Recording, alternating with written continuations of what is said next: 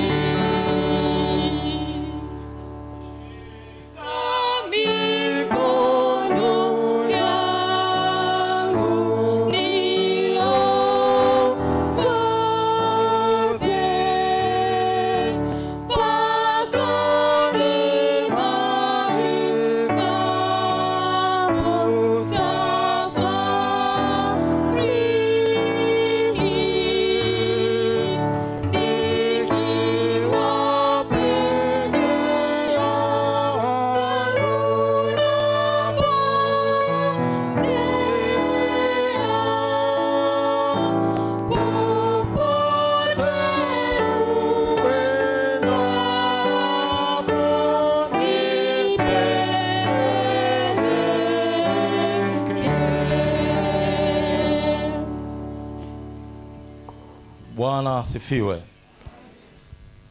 Wapendwa katika Bwana, nakaribisha ninyi wote katika ibada hii. Ibada ya mazishi ya mpendwa wetu Mchungaji Yohana Vincent Titu, ambaye ameitwa na Bwana kupumzika kutoka maisha haya. Na tunalaza mwili wake siku ya leo tarehe 29 mwezi wa 9 mwaka 2025. Na tuianze ibada hii katika jina la Baba na la Mwana na Roho Mtakatifu. Amen.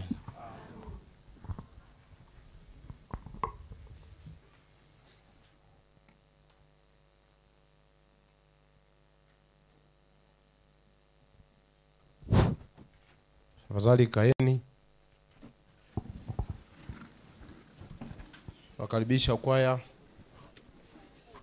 kuu, tafadhali waimbe.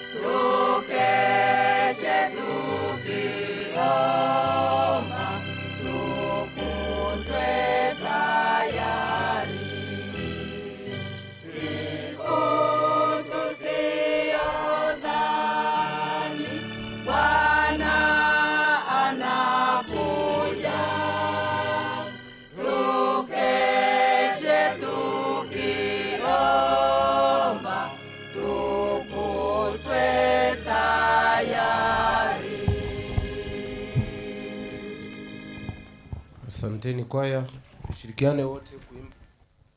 Tushirikiane wote kuimba wimbo namba 374, nchi nzuri ya meta meta.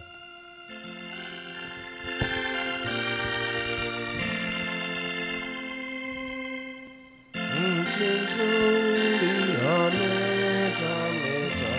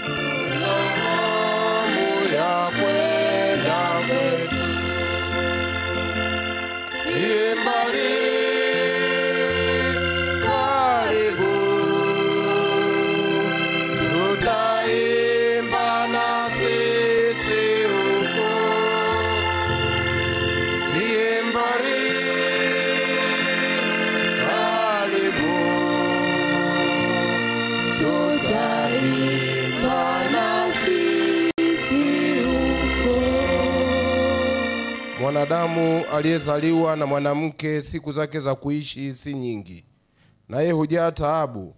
Yeye huchanua kama vile ua, kisha hukatwa, hukimbia kama kivuli, wala hakai kamwe. Hapa hatuna mji udumuo, bali twautafuta ule ujao. Maana hatukuja na kitu duniani, tena hatuwezi kutoka na kitu. Bwana alitoa na Bwana ametoa, jina la Bwana na lihimidiwe. Wapendwa katika Bwana, tumekusanyika hapa katika huzuni kwa kuwa ndugu yetu huyu mchungaji Yohana Vincent Titu ametwaliwa kutoka maisha haya. Basi tujinyekeze mbele ya Mungu mwenye enzi yote na kutafakari juu ya mauti na asili ya mauti, tukiomba hivi: wewe Bwana umekuwa makao yetu kizazi baada ya kizazi, kabla haijazaliwa milima wala hajaumba dunia, na tangu milele na hata milele ndiwe Mungu. Wamrudisha mtu mavumbini usemapo, rudini enyi wanadamu, maana miaka 1000 machoni pako ni kama siku ya jana ikiisha kupita, na kama kesha la usiku. Wagharikisha huwa kama usingizi, asubuhi huwa kama majani yameayo. Asubuhi yachipuka na kumea, jioni yanakatika na kukauka. Maana tumetoweshwa kwa hasira yako, na kwa ghadhabu yako tumefadhaishwa. Umeyaweka maovu yetu zako, siri zetu katika mwanga wa uso wako. Maana siku zetu zote zimepita katika hasira yako. Siku za miaka yetu ni miaka 70, na ikiwa tuna nguvu ni miaka 80, na kiburi chake ni taabu na ubatili. Maana chapita upesi tukatokomea mara, Ni nani aujuaye uweza wa hasira yako na ghadhabu yako kama ipasavyo kicho chako? Basi utujulishe kuzihesabu siku zetu, tujipatie moyo wa hekima. Bwana uturehemu. Bwana utupe amani yako. Mshahara wa dhambi ni mauti, bali karama ya Mungu ni uzima wa milele katika Yesu Kristo Bwana wetu. Tusikilize faraja ya neno la Mungu kwetu. Mtume Paulo anasema, lakini ndugu, hatutaki msijue habari zao waliolala mauti, msije mkahuzunika kama wengine wasio na matumaini. Maana ikiwa tuamini ya kwamba Yesu alikufa akafufuka, vivyo hivyo na hao waliolala katika Yesu Mungu atawaleta pamoja naye. Kwa kuwa tuwaambieni haya kwa neno la Bwana, kwamba sisi tulio hai tutakaosalia hata wakati wa kuja kwake Bwana, hakika hatutawatangulia wao waliokwisha kulala katika mauti. Kwa sababu Bwana mwenyewe atashuka kutoka mbinguni pamoja na mwaliko na sauti ya malaika mkuu na parapanda ya Mungu. Nao waliokufa katika Kristo watafufuliwa kwanza, kisha sisi tulio hai tuliosalia tutanyakuliwa pamoja nao katika mawingu, ili tumlaki Bwana hewani. Na hivyo tutakuwa pamoja na Bwana milele. Basi farijianeni kwa maneno hayo. Amen. Lakini sasa Kristo amefufuka katika wafu, limbuko lao waliolala. Kwa kuwa kama katika Adamu wanakufa, kadhalika katika Kristo watahuishwa. Lakini kila mmoja na mahali pake, limbuko ni Kristo, baadaye walio wake Kristo atakapokuja. Hapo ndipo atakapompa Mungu Baba ufalme wake, atakobatilisha utawala wote na mamlaka na nguvu. Maana sharti amiliki yeye, hata aweke maadui wake wote chini ya miguu yake. Adui wa mwisho atakayebatilishwa ni mauti. Na Yesu mshindi wa mauti anasema, amin, amin nawaambia, yeye alisikie neno langu na kumwamini yeye aliyenipeleka yuna uzima wa milele, wala haingii hukumuni, bali amepita kutoka mautini kuingia uzimani. Amin, amin nawaambia, saa inakuja na sasa ipo, wafu atakapoisikia sauti ya mwana wa Mungu, na wale waisikiao watakuwa hai. Maana kama vile Baba alivyo na uzima nafsini mwake, vivyo hivyo alimpa na mwana kuwa na uzima nafsini mwake, naye akampa amri ya kufanya hukumu, kwa sababu ni mwana wa Adamu. Msistaajabie maneno haya, kwa maana saa yaja ambayo wote walio makaburini watasikia sauti yake, nao watatoka, wale waliofanya mema kwa ufufuo wa uzima, na wale waliotenda mabaya kwa ufufuo wa hukumu. Na tena Kristo katika utukufu wake husema, usiogope, mimi ni wa kwanza na wa mwisho na aliye hai. Nami nalikuwa nimekufa, na tazama ni hai hata milele na milele. Nami ninazo funguo za mauti na za kuzimu. Mimi ndimi huwa ufufuo na uzima. Yeye aniaminie mimi, ajapokufa atakuwa anaishi. Naye kila aishie na kuniamini hata kufa kabisa hata milele. Je, unayasadiki hayo? Akamwambia, naam Bwana, mimi nimesadiki ya kwamba wewe ndiwe Kristo, mwana wa Mungu, yule ajaye ulimwenguni. Amen.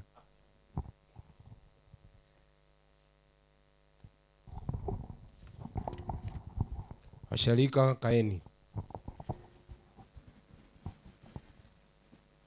Basi tutaimba wimbo namba 153, ninapenda kwenda zangu. Wimbo namba 153.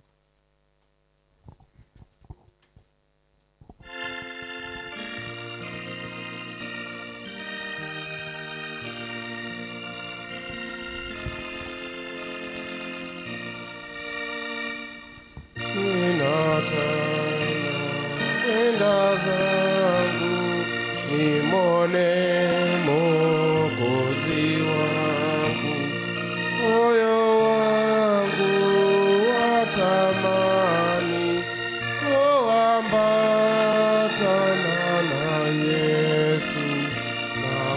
kumsifu milele, na kumsifu milele. Ninapenda kusikia nyimbo za malaika wote.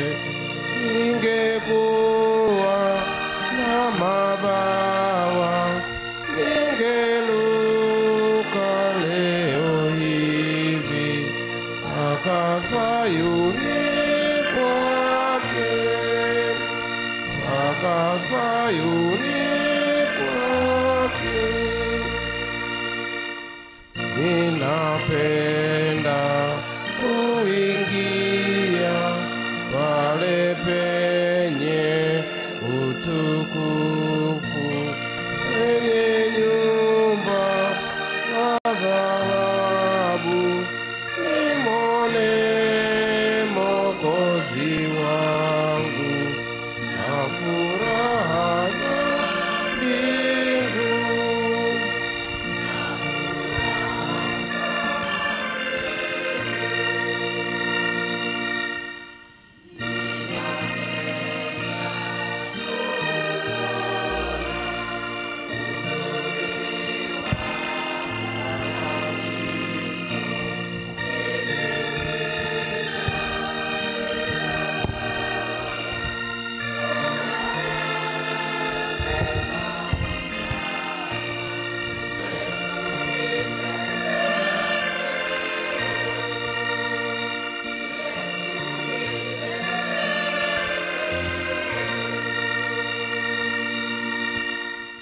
Bwana Yesu asifiwe. Amen. Bwana wetu Yesu Kristo apewe sifa.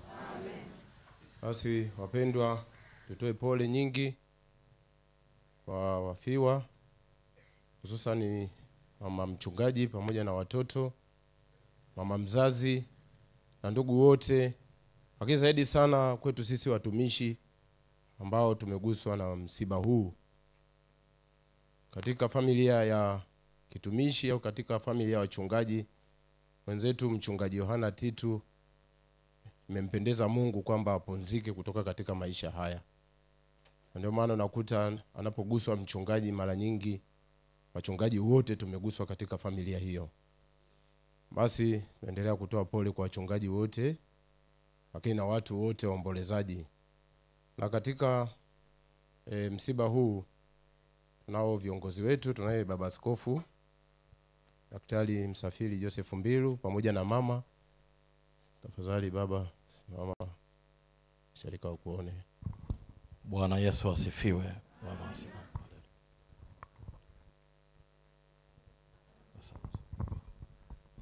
Asante. Lakini pia tuna baba dini mstaafu mchungaji Mikael Kanju.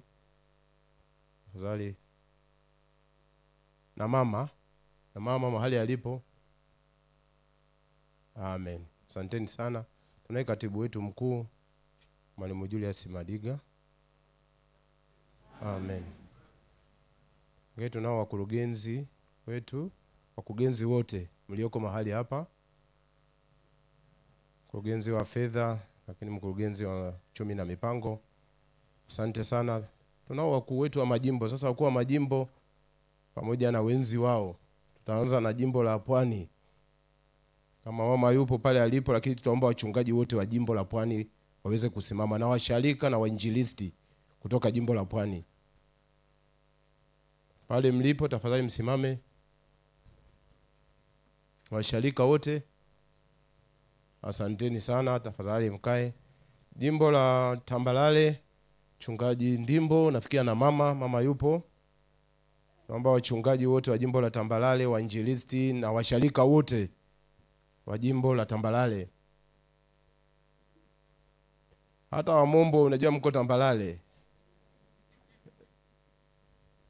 Inawezekana wakajisahau kwamba na Mombo ni wapi.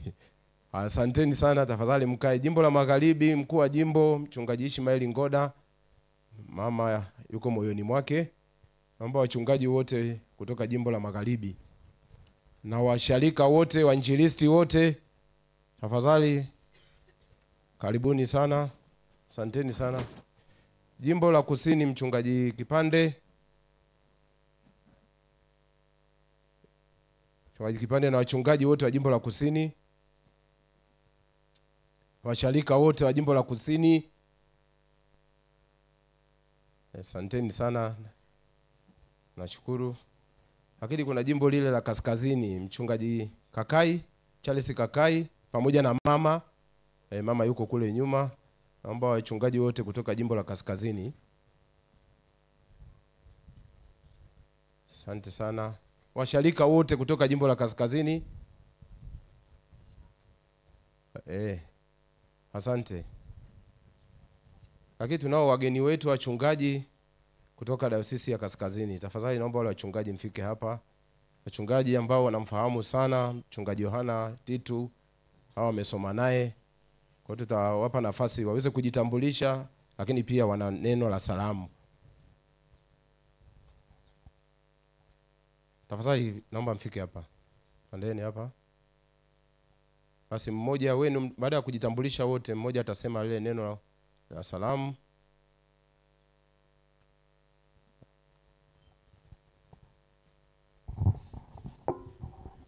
Bwana Yesu Kristo asifiwe.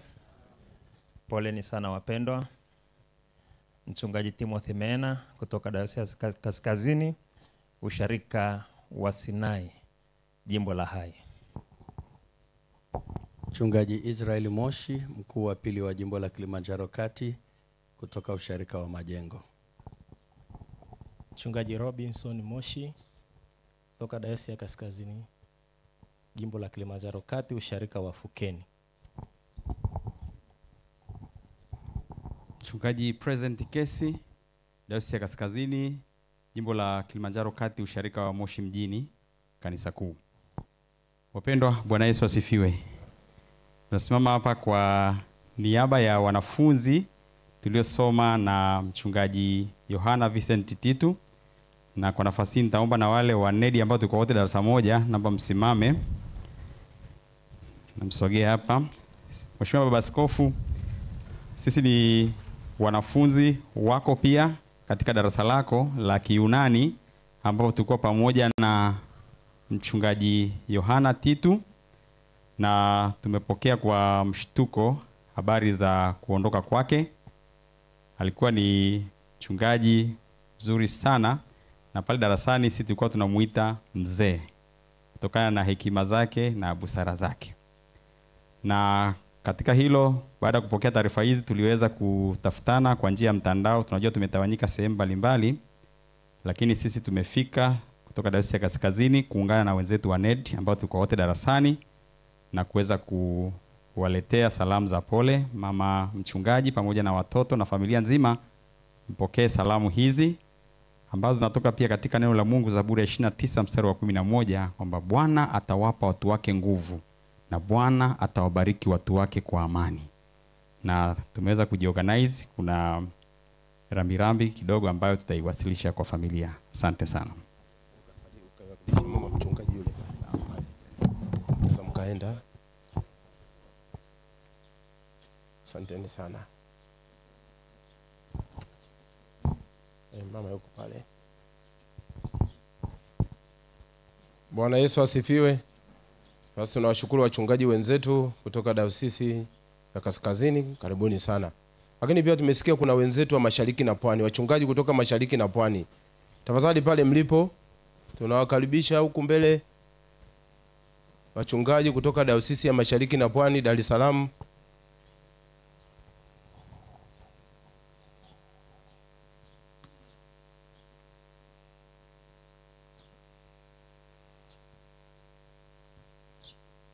Karibu sana mchungaji.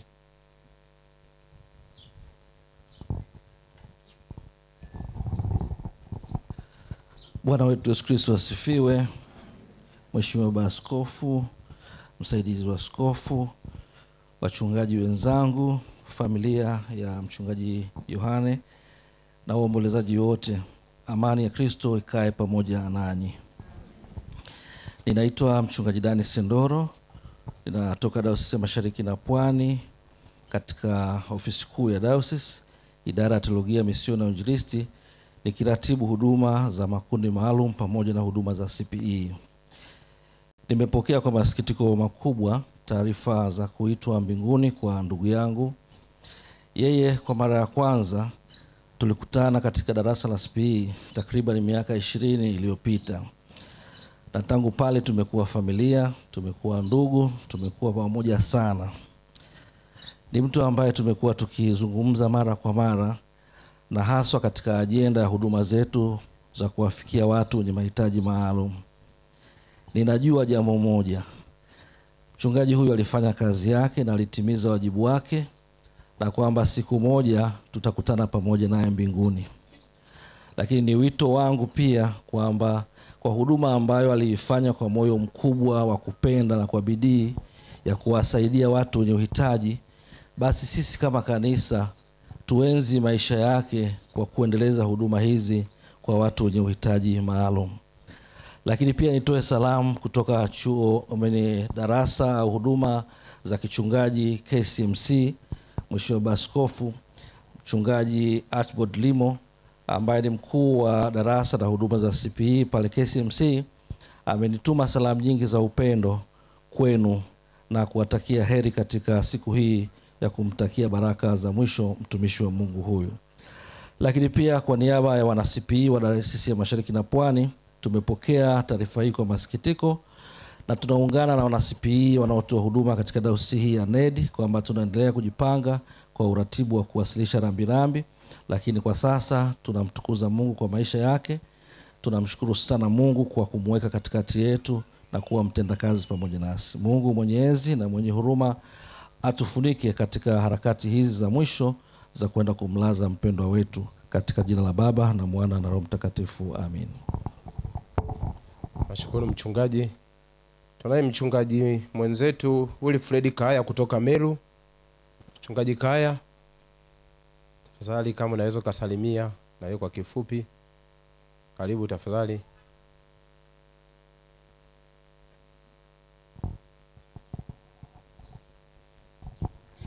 Bwana Yesu asifiwe.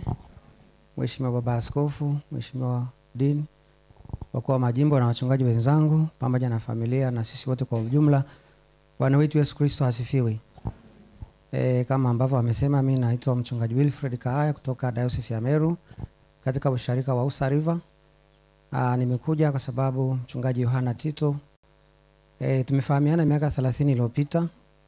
Mwaka 1992, 93 na 94 tukawa wote kwa pamoja katika usharika wa Kana, tukifanya huduma ya kufundisha watoto wa Sunday School. Kwa kweli amekuwa ndugu zaidi ya rafiki, lakini pia amekuwa mshenga wangu. Mke wangu ni mchungaji, nimemoa kutoka usharika ule wa Mlalo. Kwa hiyo yeye alinisaidia sana kipindi hicho nilivyokuwa naambiwa habari ya mahari. Nikamwambia kwamba mahari haizungumzi kwa Kiswahili. Basi nikapata nafasi ya kumtafuta mwenzangu ambaye aliweza kunisaidia sana. Kuanzia pale tumekuwa marafiki, tumekuwa ndugu. Kweli nimepokea kwa masikitiko makubwa sana habari hii ya msiba wake. Basi Mungu atuimarishe. Neno la Mungu linasema hapa duniani hatuna mji udumuo, sisi wote ni wasafiri. Mungu awape nguvu, awaimarishe familia pamoja na mama yake mzazi, ili kwamba sisi sote tujue kwamba ni safari moja. Asanteni kwa kunisikiliza. Tunashukuru mchungaji. Asante sana. Jamani, kama kuna mchungaji mwingine alipo, wale ambao wanatoka kwenye madhehebu mengine, tutambue uwepo wao. Kama wapo wasimame tafadhali. Tuna kanoni. Bwana asifiwe sana. Tuna kanoni kutoka baba yetu pale. Mungu awabariki sana, asanteni. Sasa tunaomba tusikie salamu kutoka kwa mbunge mtarajiwa, sijui ni tunaliweka, lakini bado ni mbunge nafikiri. Bado ni mbunge kwa sababu hawajachaguliwa mwingine. Karibu pale ulipo mbunge wa jimbo hili Korogwe vijijini.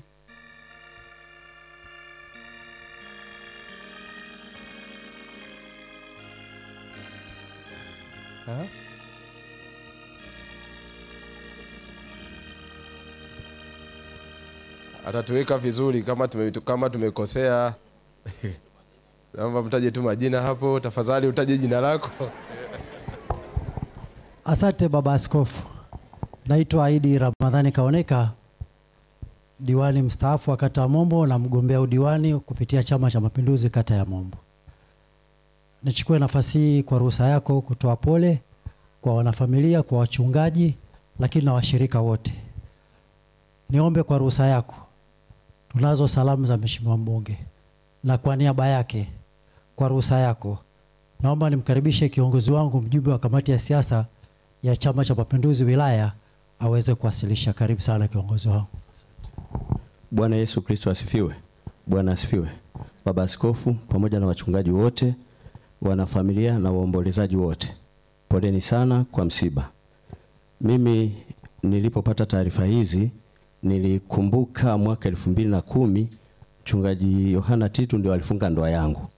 Kwa hiyo mimi nikatafuta siku, niliwasiliana na watu kujua tarehe ya mazishi. Lakini nilipofika Korogwe, mimi nilikutana na mheshimiwa mgombea ubunge kwa tiketi ya Chama cha Mapinduzi, ndugu yetu Timotheo Mzava. Yeye angekuwa pamoja nasi. Amepokea msiba kwa masikitiko, lakini leo tuna ujio wa mgombea urais kwa tiketi ya Chama cha Mapinduzi, anapokelewa pale Tanga. Tutakuwa naye Korogwe kesho na hapa Mombo.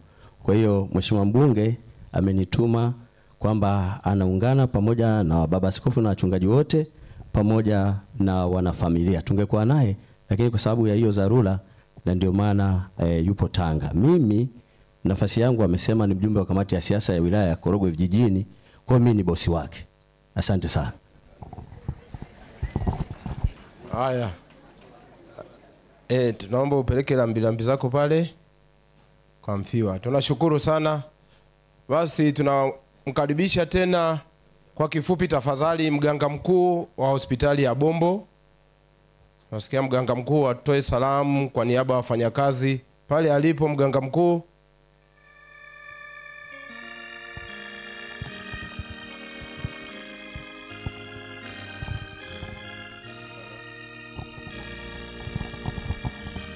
Bwana Yesu asifiwe. Bwana apewe sifa. Baba askofu, mimi kwa majina naitwa Frank Shega, ni mganga mkuu wa hospitali ya rufaa mkoa wa Tanga. Nimesimama mbele yenu kwa niaba ya watumishi wote na uongozi wote wa hospitali ya rufaa mkoa wa Tanga, baada ya kupokea taarifa juu ya msiba huu wa kumpoteza kiongozi wetu, mchungaji wetu, mchungaji Titu. Kwa kweli tumesikitika sana, na naomba nichukue nafasi hii kutoa pole kwa mama mchungaji pamoja na familia yake yote. Mama mchungaji ni mfanyakazi mwenzetu ambaye tupo naye pale hospitali ya rufaa ya mkoa wa Tanga. Tumekuwa tukishirikiana naye kwa kila jambo. Kwa kweli msiba huu ni wa kwetu. Tumesikitika sana kwa yale yote ambayo yameweza kutokea. Na mbaya zaidi, tulishindwa kufanya chochote kwa msingi kwamba aliweza kupoteza maisha katika mikono ya wataalamu ambao walikuwa wakihangaika namna ya kufanya. Jambo lilikuwa la ghafla na kimsingi lilikuwa liko nje ya uwezo wetu. Lakini kwa sababu tunafahamu ya yote ni mambo ya Mungu, kwa hiyo tunamwachia yeye, na sisi tuliobaki tunastahili kuendelea kuimarisha mapito yetu ili nasi siku ya mwisho itukute ikiwa ni njema. Bwana alitoa, Bwana ametoa, jina lake lihimidiwe. Nashukuru. Basi tutamalizia na salamu kutoka chuo chetu cha Bumbuli na hospitali na chuo cha Bumbuli tafadhali.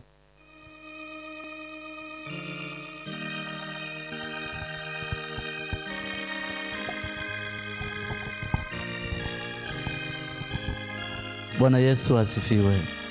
Baba askofu, baba dini, wakuu wa majimbo, wachungaji wenzangu, familia ya mchungaji mwenzetu, mchungaji Yohana Titu, waombolezaji wote, Niko hapa kwa niaba ya chaplain ambaye yuko hapa pia kama mwangalizi ama mlezi wa kiroho wa hospitali pamoja na chuo chetu cha Bumbuli.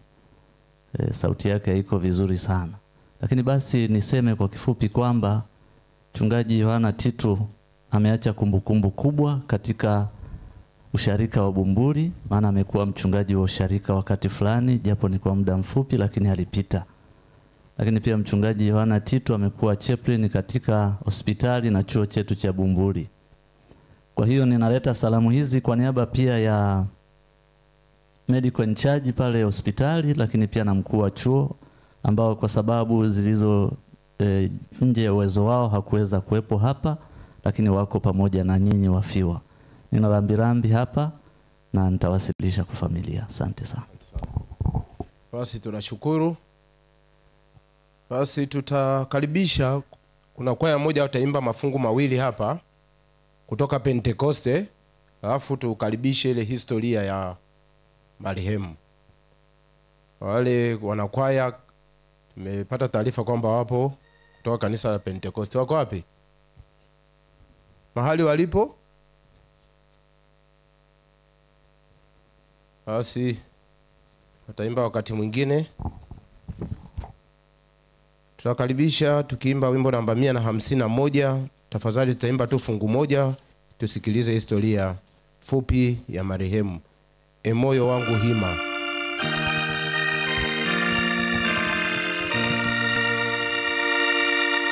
E moyo wangu hima, nenda mbinguni, ulimwenguni na bara. Mchungaji wetu Yesu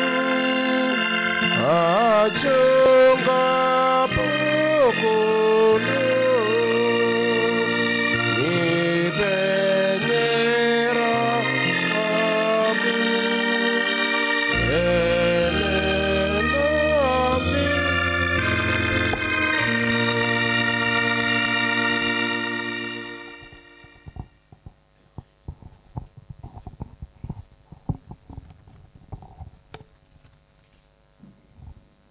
Bwana Yesu asifiwe.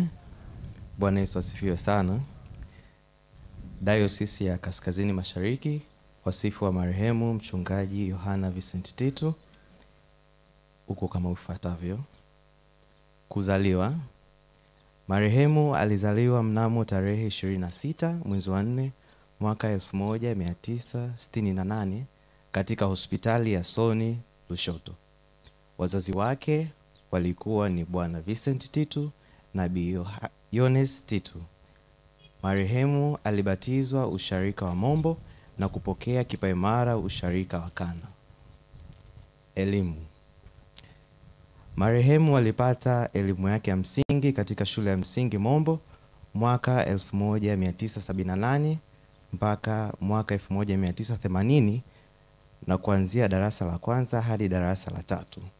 Lakini baadaye na kuhamia katika shule ya msingi Kana na kuhitimu elimu yake ya msingi mwaka 1984. Elimu ya sekondari. Marehemu alianza elimu yake ya sekondari mwaka 1985 katika shule ya Jumuiya Sekondari iliyopo hapa Tanga, kidato cha kwanza na cha pili, na kuhamishiwa Hedaru Sekondari iliyopo mkoani Kilimanjaro na kuhitimu elimu yake ya sekondari mwaka 1988. Ajira. Marehemu aliajiriwa katika shirika la reli Tanzania TRC kama boharia mwaka 1990 hadi mwaka 1997, na mwaka huo huo wa 1997 marehemu alipokea wito na kuacha kazi hiyo na kuanza kazi ya kumtumikia Mungu. Mafunzo na safari yake ya uchungaji. Marehemu alipata mafunzo ya uchungaji katika chuo cha theolojia cha Kanda Mwika mwaka 1998 mpaka mwaka 2002 na kubarikiwa kuwa mchungaji mwaka 2002 Cathedral. Marehemu alianza kazi katika usharika wa Bumbuli mjini mwaka 2002 ambapo alitumika kwa muda mfupi, kisha akahamishiwa usharika wa Irente Lushoto na kutumika katika nafasi ya kaimu mkuu wa jimbo. Vile vile marehemu alihamishiwa usharika wa Soni na kutumika katika nafasi ya mkuu wa Dinari ya Kusini. Marehemu alipokea mafunzo ya ushauri na utunzaji kichungaji na palliative care CPE KSMC. Mnamo mwaka 2012 marehemu alijiunga na chuo kikuu cha Makumira na alihitimu shahada ya kwanza ya Bachelor of Divinity mwaka 2016. Mara baada ya hapo, marehemu alifanya kazi kama chaplain wa hospitali ya Bumbuli na Dean of Student wa chuo cha afya na sayansi shirikishi Bukos. Vile vile marehemu alifundisha chuo cha theolojia Sekomu na Vuga Bible School kama mhadhiri wa muda, yani part-time lecturer. Marehemu alifanya kazi katika hospitali ya rufaa ya Bombo kama mshauri na mtunzaji kichungaji. Baadaye akahamia usharika wa Vuga na kutumika kama mchungaji kiongozi wa usharika. Marehemu alifanya kazi usharika wa Mtae kama mchungaji kiongozi. Marehemu alifanya kazi katika usharika huo wa uteule wa Kabuku ndani ambapo alihamishiwa tena hospitali ya rufaa Bombo na kutumika kama mshauri na mtunzaji kichungaji katika hospitali hiyo, yani chaplain, mpaka mauti ulipomkuta. Ndoa. Marehemu alifunga ndoa na Bi Happiness Msengi mwaka 1994 mwezi wa 12 tarehe 4 na kubahatika kupata watoto wawili, akiwemo wa kike mmoja na wa kiume mmoja. Hivyo marehemu ameacha mjane na watoto wawili, Joshua na Jack Noela. Mgonjwa. Marehemu alifariki ghafla mnamo tarehe 26 mwezi wa 9 2025 katika hospitali ya rufaa ya mkoani Tanga Bombo. Shukrani. Tunatoa shukrani za dhati kwa uongozi wa Diocese ya Kaskazini Mashariki, kwa Mhashamu Baba Askofu Msafiri Mbilu, Baba Dini kiongozi, mkuu wa jimbo la Pwani, uongozi wa hospitali ya rufaa ya Bombo kwa kushiriki kuokoa maisha marehemu, wakiwepo watumishi wa Mungu, madaktari, wauguzi wa hospitali ya Bombo, usharika wa Kange, jumuiya ya Yeriko, ndugu, marafiki, majirani kwa ujumla. Asanteni. Neno la shukrani. Neno letu la shukrani linatoka katika kitabu cha Ufunuo wa Yohana 14:13 na unasema, nikasikia sauti kutoka mbinguni ikisema, andika, heri wafu wafao katika Bwana tangu sasa, naam, asema Roho, wapate kupumzika baada ya taabu zao, kwa kuwa matendo yao yafuatana nayo. Marehemu mchungaji Yohana Vincent Titu alikuwa kiongozi, alikuwa mlezi, alikuwa mshauri, alikuwa mume na zaidi ya yote alikuwa baba. Bwana ametoa, Bwana ametoa, jina la Bwana lihimidiwe. Amen.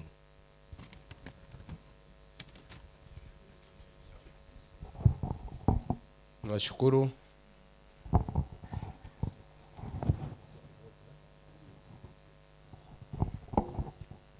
Basi tunapojiandaa kusikia neno la Mungu, tutaimba wimbo namba 158, liko pumziko la mioyo.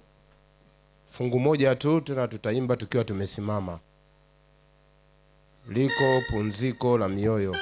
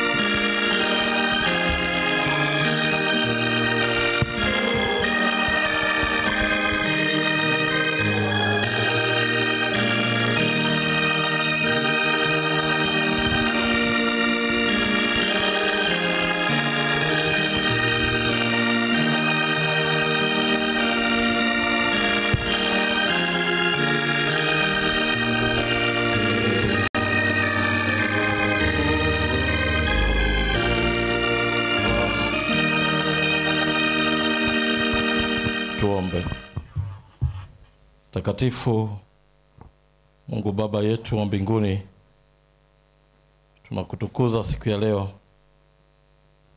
tunakuhimidi, tunalisifu jina lako kwa ajili ya maisha ya mchungaji Yohana Titu uliyemuita katika ulimwengu huu kumpa majukumu ya kutumikia, na sasa umempumzisha kutoka taabu za dunia hii.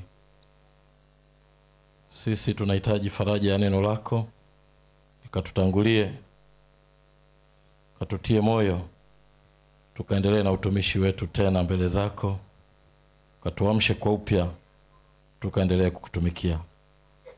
Zungumza nasi kwa neno lako la uzima, tuione neema yako Mungu Baba na Mwana na Roho Mtakatifu.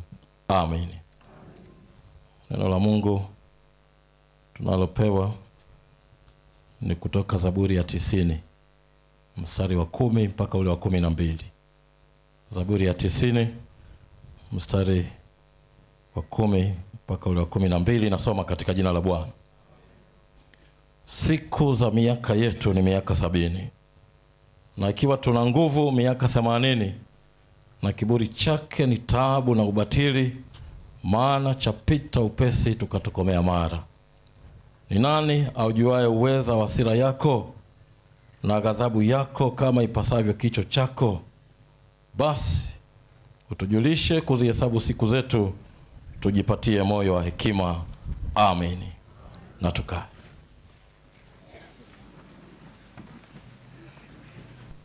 Pendwa baba dini mchungaji Frank Mtangi, pendwa baba dini mstaafu mchungaji Michael Kanju, pendwa katibu mkuu mwalimu Madiga, wakuu wa majimbo, wachungaji wenzangu, naona mashemasi wapo hapa. Kama kuna mashemasi waliopo wasimame tafadhali.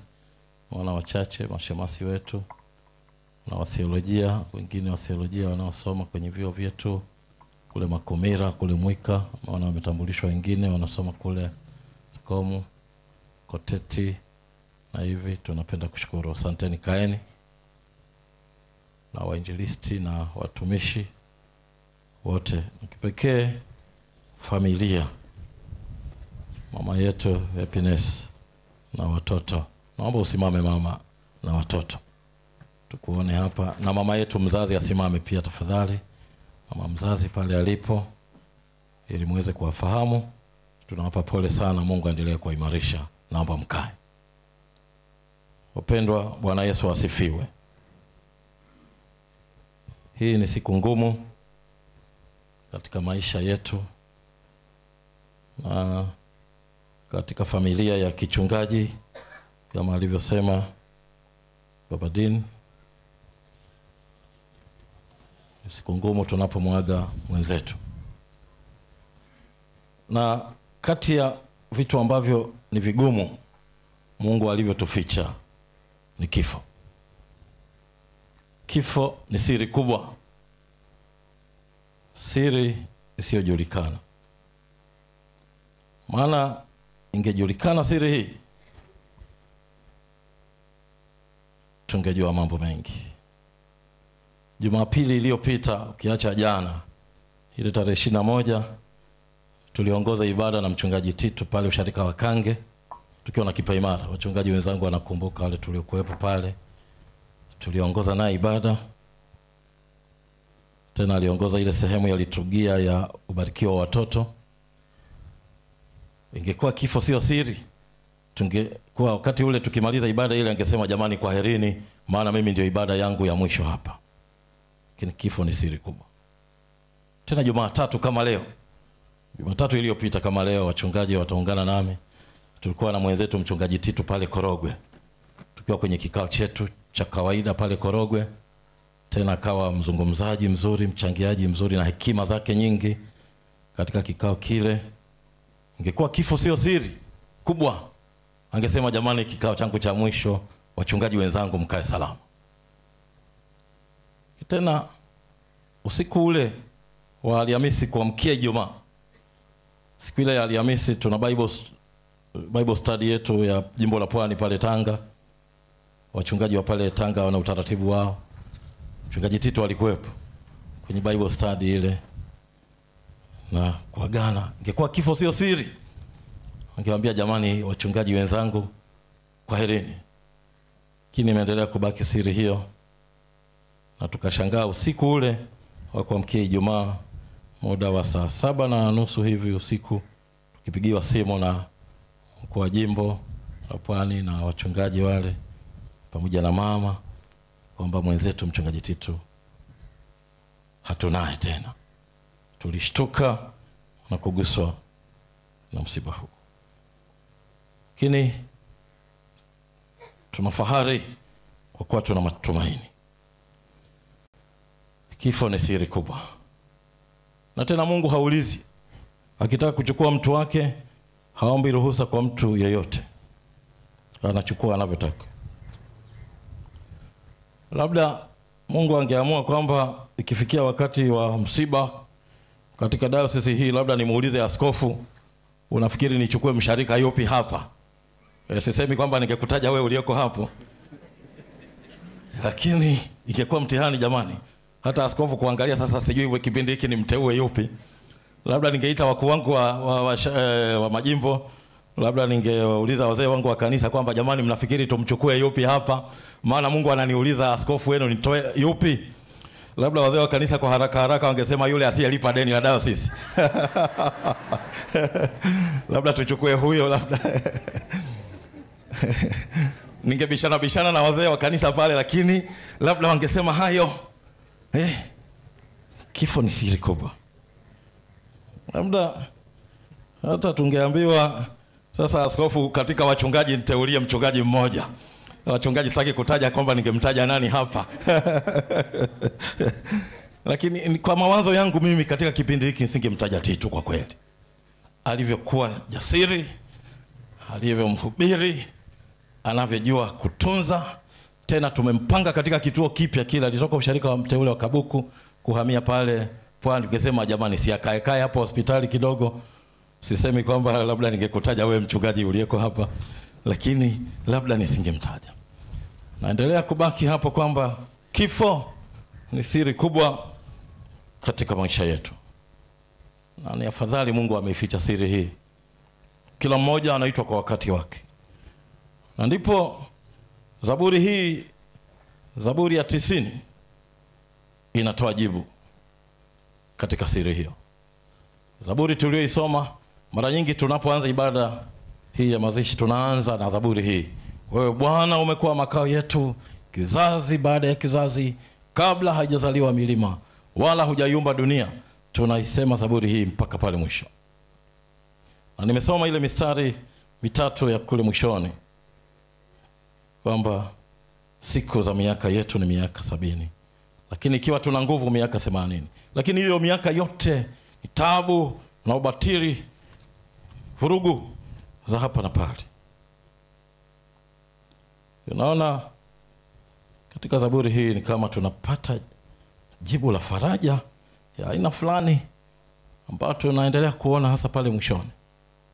Lakini anaanza akisema siku za miaka yetu ni miaka 70.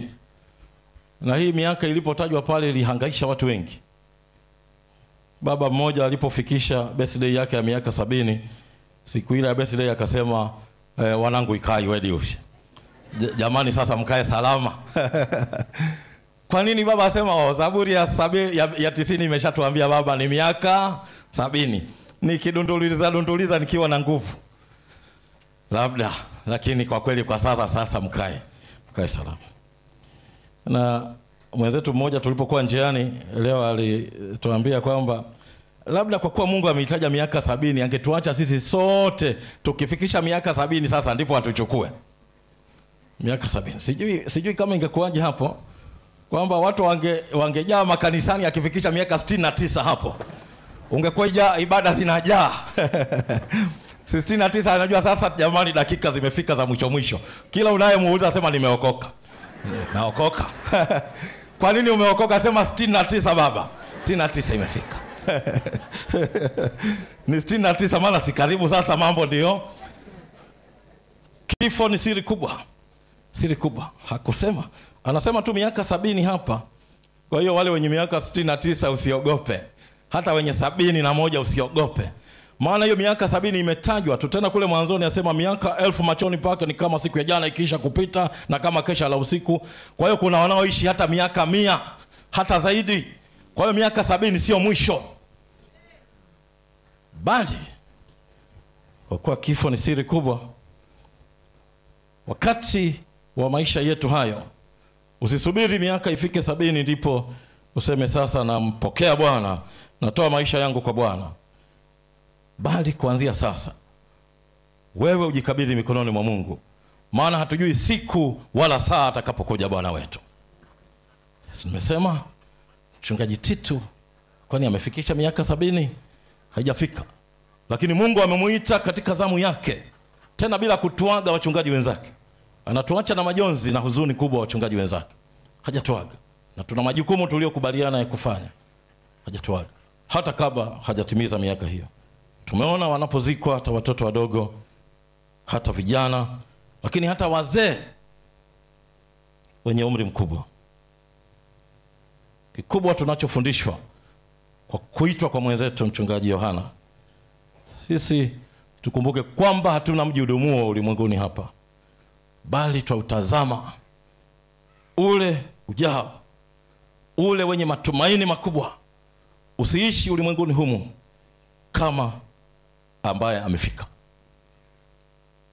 Maisha haya ya muda mfupi tuyatumie kumtumikia Mungu. Tusiyatumie katika anasa ambazo hazifai, hazimpendezi Mungu. Huu ni muda wetu wa kujiandaa. Maana anasema ni nani aujuaye uweza wa hasira yake na ghadhabu yako kama ipasavyo kichwa chako? Basi utujulishe kuzihesabu siku zetu ili tujipatie moyo wa hekima. Kwa kuitwa kwa mwenzetu Mchungaji Yohana Titu, iwe ni wakati wetu wa kukumbushwa kuzihesabu siku zetu, kwa kuwa hatujui atakapokuja kwa zamu yake kutuchukua. Tuwe tayari tukaurithi uzima wa milele. Kumbuka mambo machache ya Mchungaji Titu katika sharika alizopita, kama wengine walivyosoma hata kwenye historia na wale wanaokumbuka. Mchungaji kazi zake nyingi zimeendelea kuzaa matunda maeneo mbalimbali. Mchungaji Titu ni mhubiri. Ukisikiliza wale wa Radio Utume, wale ana mafundisho karibu ya kila wakati. Wale wenzangu ambao tunasikiliza Radio Utume, na sasa labda tuombe wale wa Radio Utume katika ingalau siku hizi 2-3 watukumbushe yale mafundisho ambayo amefundisha Mchungaji Yohana Titu. Niombe katibu mkuu waombe wale wenzetu wa Radio Utume ingalau tuyasikilize mahubiri ya Mchungaji Titu katika nyakati hizi. Tukumbushwe. Na amekuwa mwalimu mzuri katika mafundisho yake yale. Mchungaji Titu alikuwa mjenzi wa makanisa. Kumbuka akiwa usharika wa Soni kwenye mtaa wetu kule kwa Mwenda, alipotoa ramani ile na ujenzi wa kanisa lile ambalo limefunguliwa mwaka huu mwezi ule wa pili na mkuu wetu wa kanisa. Mchungaji Titu ni kazi zake. Natoa chache tu, lakini zipo nyingi ambazo zimefanyika katika maeneo mbalimbali. Mchungaji Titu amekuwa ushuhuda. Tunachopaswa kukumbuka sisi ili maisha ya Mchungaji Titu yawe endelevu katika maisha yetu ni kuyaiga mifano na yale ambayo ameyafanya mazuri. Tuige hayo. Tufanye kama kuenzi maisha ya mtumishi huyu, tukijua kwamba sasa hatuna mji udumuo katika ulimwengu huu. Sisi sote basi tuendelee kuwa wahubiri wazuri wa neno la Mungu. Mahali popote ulipo ulihubiri neno la Mungu. Ukiwa kazini kwako ulihubiri neno la Mungu. Wanaokuja kwenye biashara yako wasikilize ujumbe wa neno la Mungu, wageuze maisha yao wamfuate Yesu Kristo kwa kukufuata wewe, kwa kutegemea yale unayoyafundisha wewe, yale ambayo wanayasikia kutoka kwako. Tena katika wakati huu ambao umejaa mambo mengi,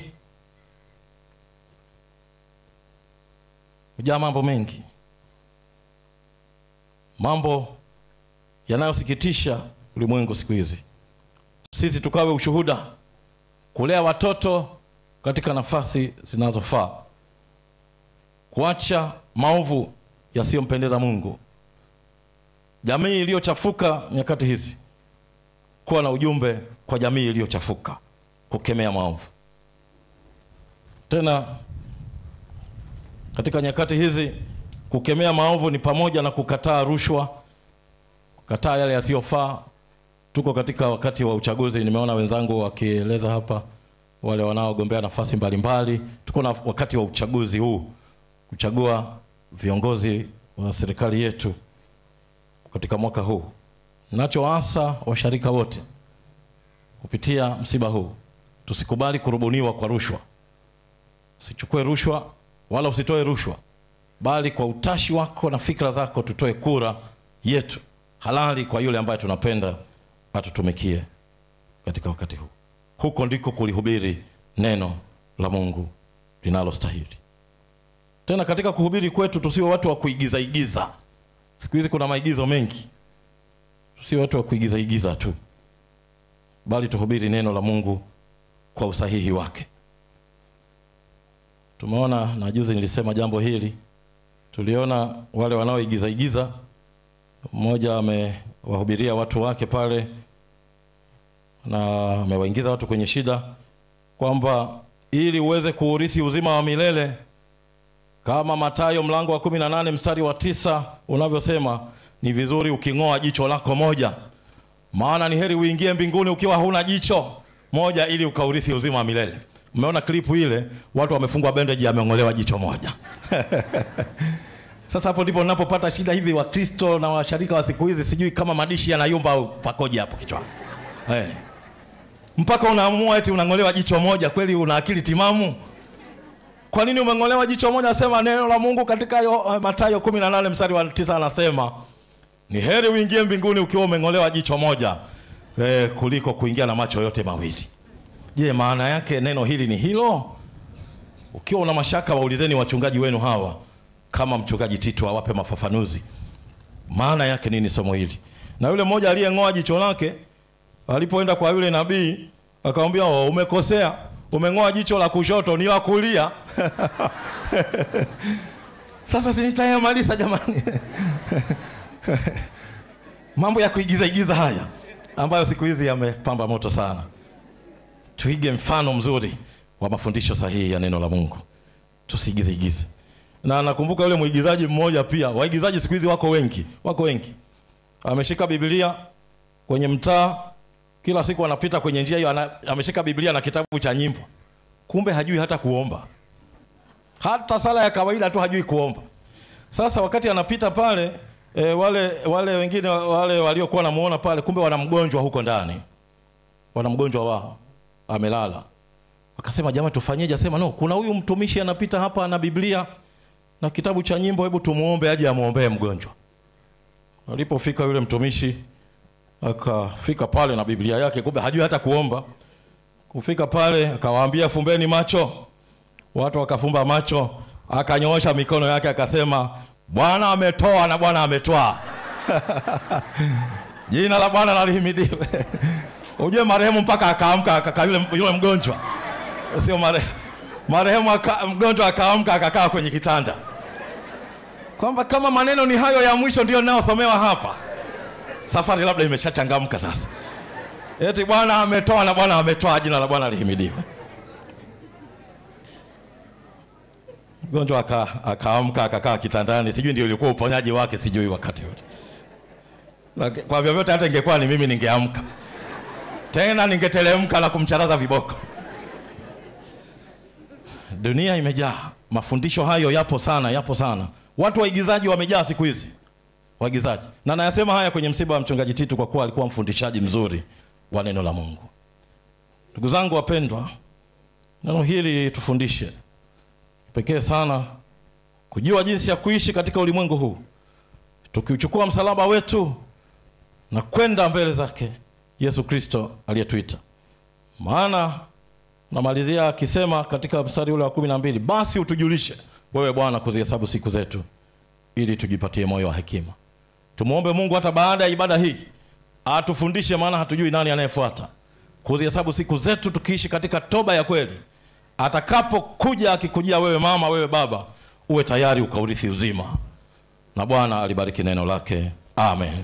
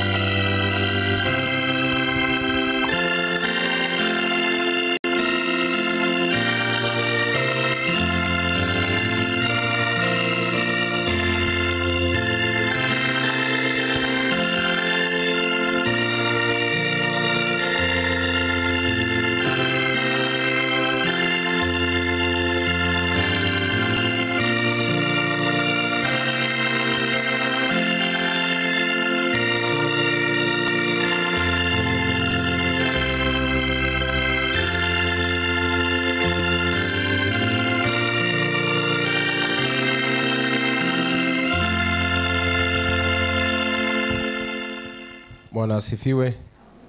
Nashukuru kwa neno ambalo ni neno la kufariji kila mtu na kuona kwamba ulimwengu tunaoishi tunaishi siku chache. Siku sio nyingi, miaka 70 hata 100 sio mingi. Mungu atusaidie sana tunapoishi, tuendelee kuhesabu siku zetu ili tuendelee kujipatia moyo wa hekima wa namna ya kuishi katika ulimwengu huu. Basi ni wakati wa kumshukuru Mungu kwa sadaka. Sadaka hizi kila wakati tunasema zinasaidia vituo vyetu, vituo vya huduma kule Ilente kwa watoto yatima. Kwa hiyo toa sadaka yako ukijua kwamba unasaidia kwa namna moja au nyingine kwa ajili ya vituo hivi. Basi kuna kwaya ya Safina, sijui wako mahali gani, kwaya ya Safina pale walipo basi waimbe. Kwaya ya Safina waimbe tunapotoa sadaka. Wazee wa kanisa naamini mmejipanga. Mbele kuna vyombo, lakini wenzetu walioko nje huko basi muwapitie na muweke utaratibu mzuri wa namna ya kutoa sadaka wakati huu. Basi tufanye zoezi hili haraka haraka. Kwaya Safini iko wapi? Ndio nyie. Haya.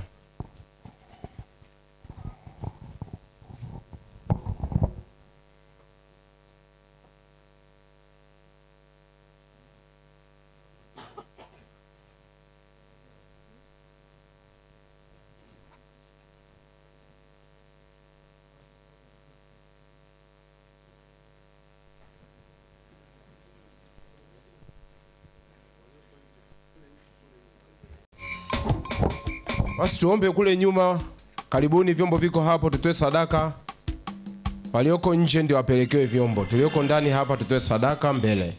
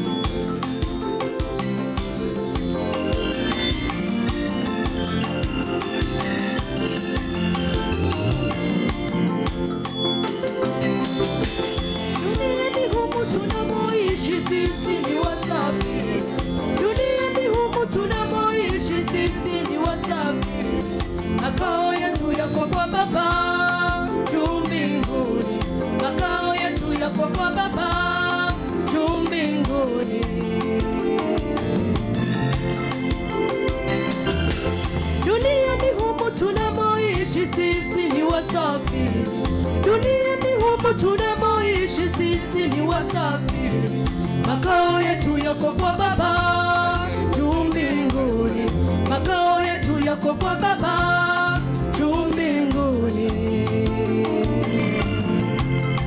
Wapendwa, huko kuna kuoa wala kuolewa, wala kilicho kinyonge hicho hakitaingia, maana mwana kondoo yeye ndiye nuru yetu.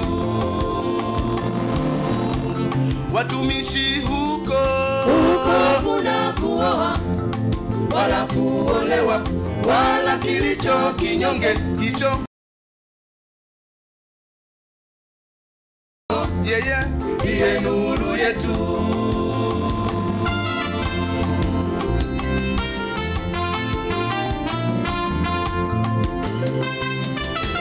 Kwa maana mbingu mpya na nchi mpya ile tulioandaliwa, tuliookoka, tuliokombolewa sisi kwa damu ya Yesu, maana nchi ile ya kale imeshatupita.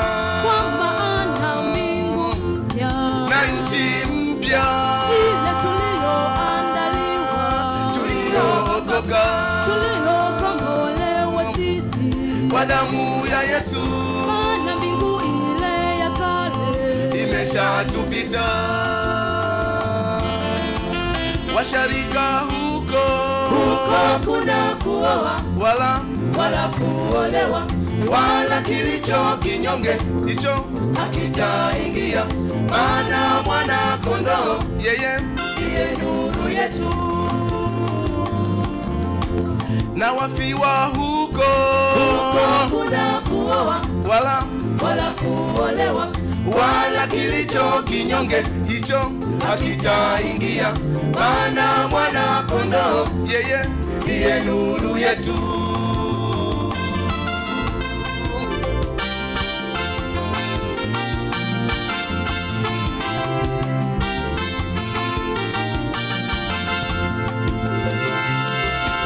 tutatembea bila ya kuchoka, tukifika mbinguni, tukipongezana kwa mapito mengi tuliyopitia. Tutatembea bila ya kuchoka, tukifika mbinguni, tukipongezana kwa mapito mengi tuliyopitia. Waimbaji huko kuna kuoa wala kuolewa, wala kilicho kinyonge hicho hakitaingia, maana mwana kondoo yeye ndiye nuru yetu.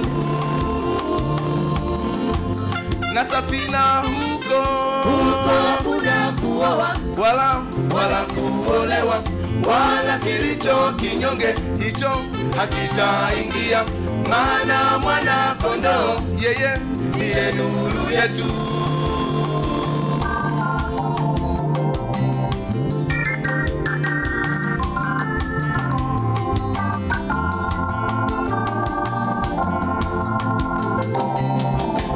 Tutatembea bila ya kuchoka, tukifika mbinguni, tukipongezana kwa mapito mengi tuliyopitia. Tutatembea bila ya kuchoka, tukifika mbinguni, tukipongezana kwa mapito mengi tuliyopitia. Watumishi huko kuna kuoa wala kuolewa, wala kilicho kinyonge hicho hakitaingia, maana mwana kondoo yeye ndiye nuru yetu. Na kakai huko kuna kuoa wala kuolewa, wala kilicho kinyonge hicho hakitaingia, maana mwana kondoo yeye ndiye nuru yetu.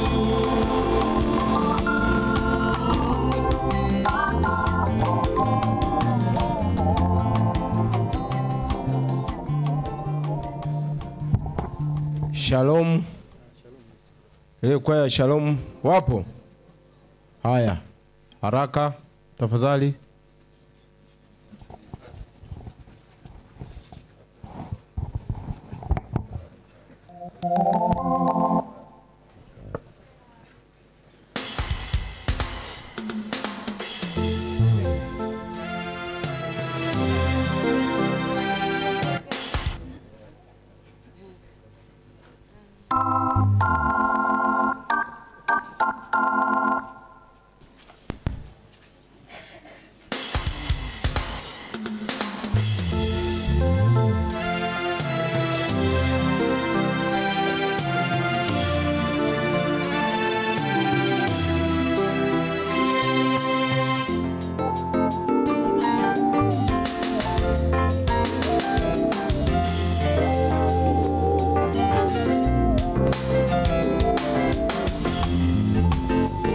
ya mwanadamu, ya mwanadamu, maisha ya mwanadamu yako mikononi mwa Mungu. Maisha ya mwanadamu, ya mwanadamu, maisha ya mwanadamu yako mikononi mwa Mungu.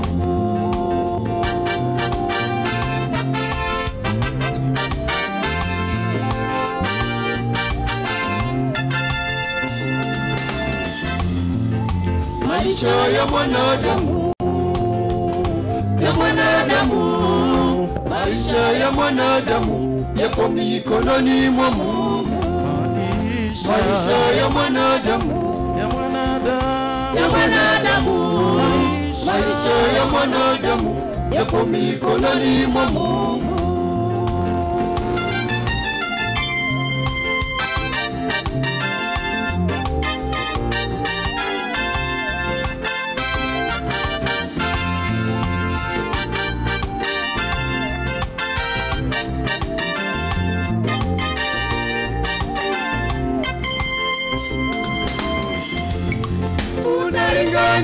Unalinganini na mali zako, unalinganini na utajiri wako, unalinganini na mali zako, unalinganini na utajiri wako. Ipo siku Mungu Baba atahitaji hesabu yako. Ipo siku Mungu Baba atahitaji hesabu yako.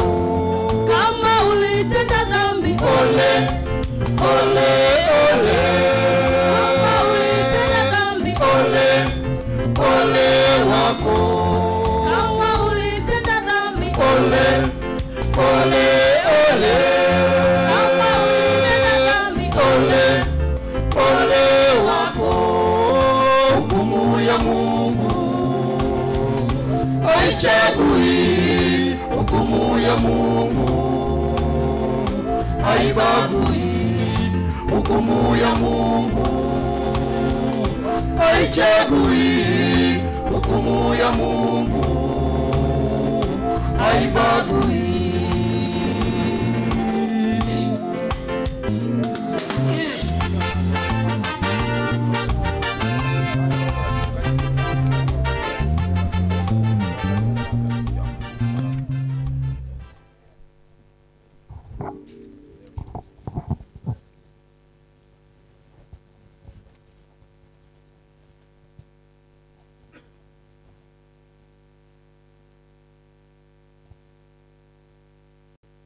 Hadi. Salamu Yesu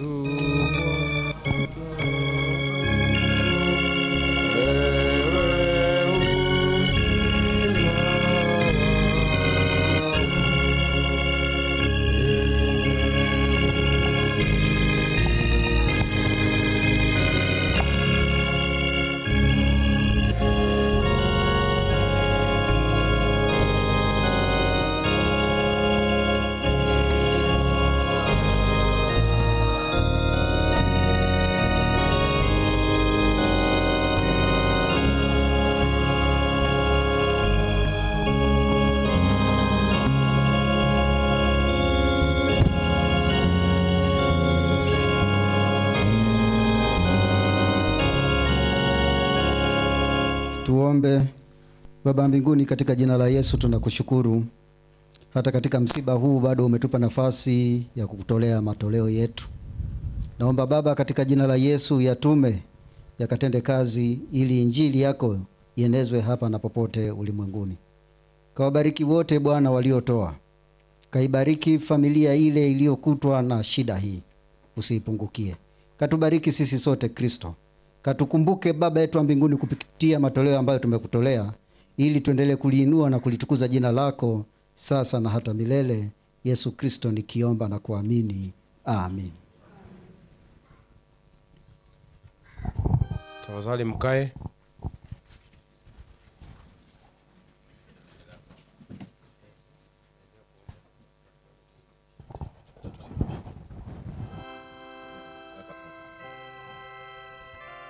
Wimbo namba 158 tutaimba fungu lile la pili.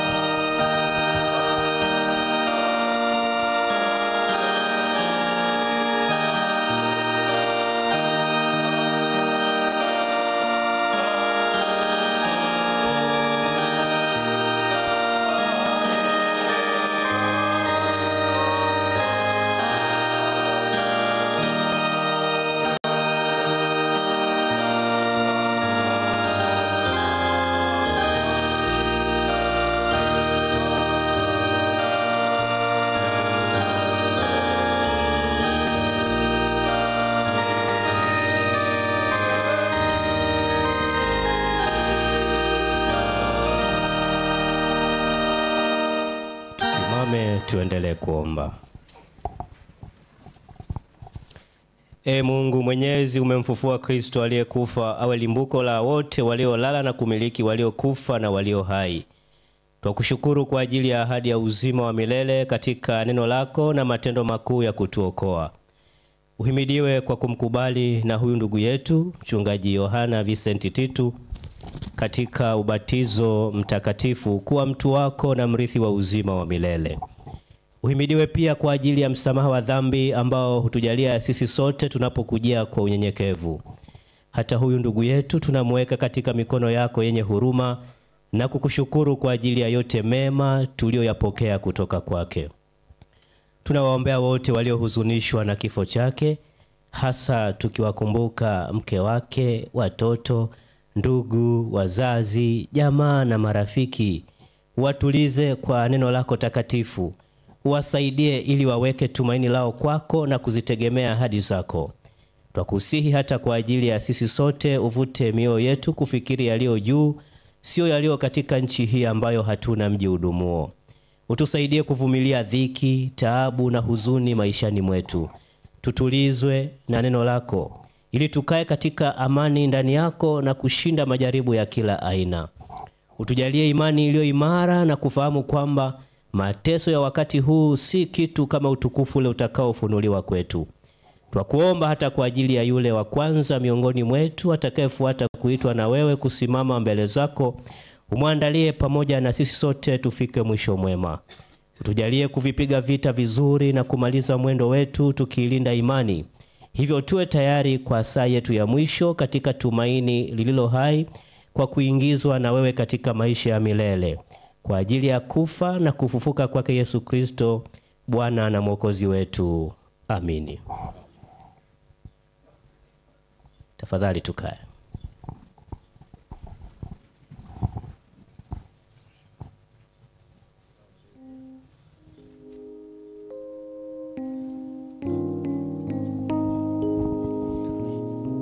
Basi tutaimba mafungu yaliyobaki la 3 na lile la 4 la wimbo 158. Tutaomba wale wachungaji wenzetu ambao kwa kiasi kikubwa walihusika katika hatua zote za kuandaa mwili kuanzia kule Bombo mpaka hapa nyumbani. Tunawakaribisha mchungaji Chamshama, mchungaji Msomali na mchungaji Chambo.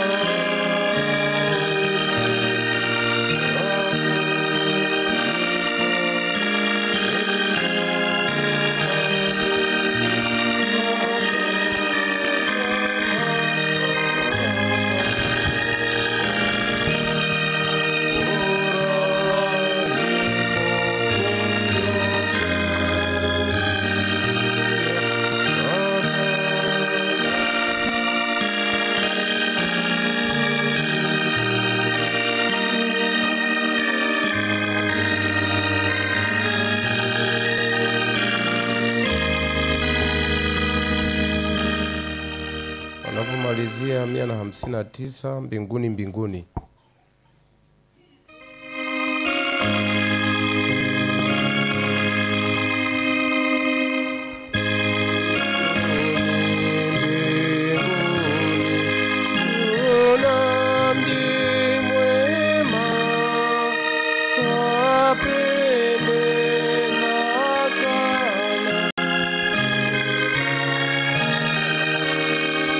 Wachungaji wote tafadhali tusogee pale tuzunguke.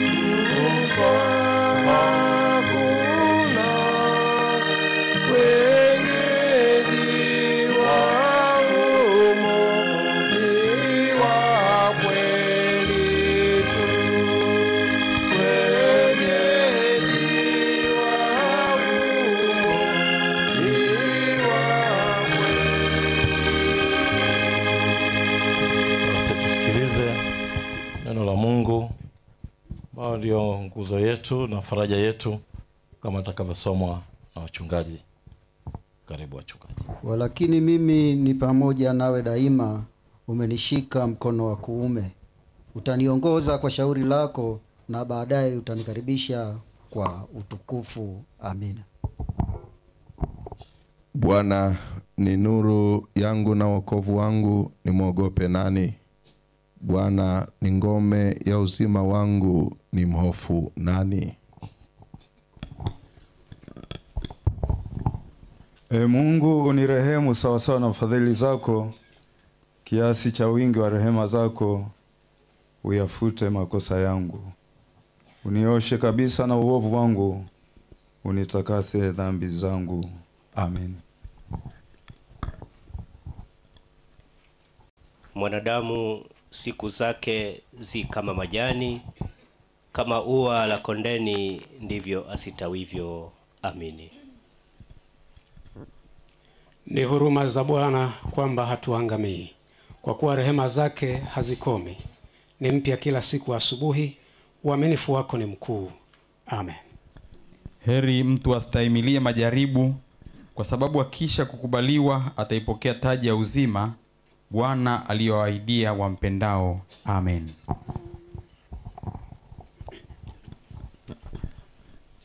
Yeye ashindaye atavikwa hivyo mavazi meupe, wala sitalifuta kamwe jina lake katika kitabu cha uzima, nami nitalikiri jina lake mbele za Baba yangu na mbele ya malaika zake. Amen. E Bwana, toka vilindini nimekulilia. Bwana, uisikie sauti yangu, masikio yako na yasikilize sauti ya dua zangu. Amen. Kama ayala aioneavyo shauku mito ya maji, vivyo hivyo nafsi yangu inakuonea shauku, e Mungu. Nafsi yangu inamuonea kiu Mungu, Mungu aliye hai. Lini nitakapokuja nionekane mbele za Mungu? Amini. Ninazama katika matope mengi, pasipowezekana kusimama. Nimefika penye maji ya vilindi, mkondo wa maji unanigharikisha. Nimechoka kwa kulia kwangu, koo yangu imekauka, macho yangu yamedhoofu kwa kumngoja Mungu wangu. Amen. E Bwana, nitakuita wewe mwamba wangu, usiwe kwangu kama kiziwi, nisije nikafanana nao washukao shimoni, ikawa umeninyamalia. Uisikie sauti ya dua yangu nikuombapo, nikipainulia patakatifu pako mikono yangu. Usinikokote pamoja na wasio haki, wala pamoja na watenda maovu, wawaambiao jirani zao maneno ya amani, lakini mioyoni mwao mna madhara. Bwana ni nguvu zangu na ngao yangu, moyo wangu umemtumaini, nami nimesaidiwa. Basi moyo wangu unashangilia, na kwa wimbo wangu nitamshukuru. Bwana ni nguvu za watu wake, na ni ngome ya wokovu kwa masihi wake. Uokoe watu wako, ubariki urithi wako, uwachunge, uwachukue milele. Amen. Wapandao kwa machozi watavuna kwa kelele za furaha. Ingawa mtu anakwenda zake akilia, azichukuapo mbegu za kupanda, hakika atarudi kwa kelele za furaha, aichukuapo miganda yake. Amen.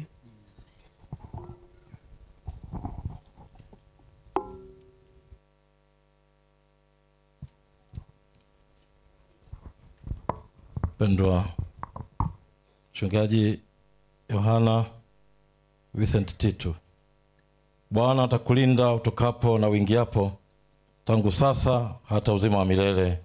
Amen. Basi sasa twendeni kumpozisha mwenzetu huyu mtumishi wa Mungu Mchungaji Yohana Titu kwa amani yake Yesu Kristo, akingoja siku ile ya ufufuo. Amen. Naomba kama familia nani wana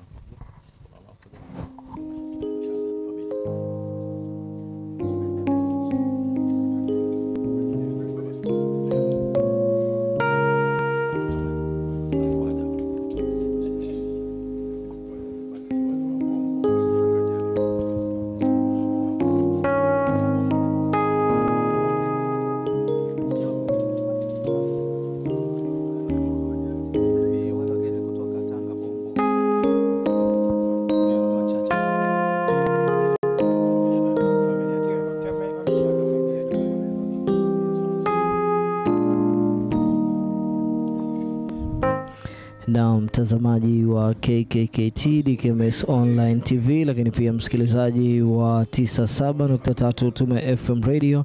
Na hapa ndipo ambapo ibada maalum iliyofanyika katika kanisa hili la Usharika wa Mombo, ibada ya mazishi ya Mchungaji Yohana Vincent Titu. Na muda mchache kutoka hivi sasa basi itakuwa tukielekea katika eneo la makaburini, pale ambapo atakuwa akipumzishwa mwenzetu Mchungaji Yohana Vincent Titu.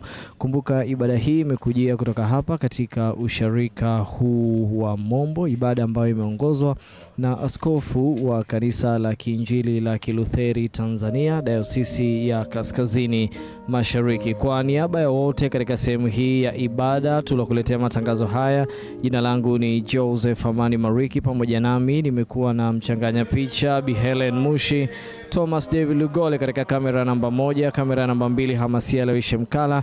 Katika studio zetu za Utume FM Radio kule alikuwa mwenzetu Evelyn Balozi. Tutarejea punde tu tutakapokuwa tumefika katika eneo la makaburini, ambapo tutakuletea sasa ibada hiyo ya kupumzisha Mchungaji Yohana Vincent Titu. Asante kwa sasa.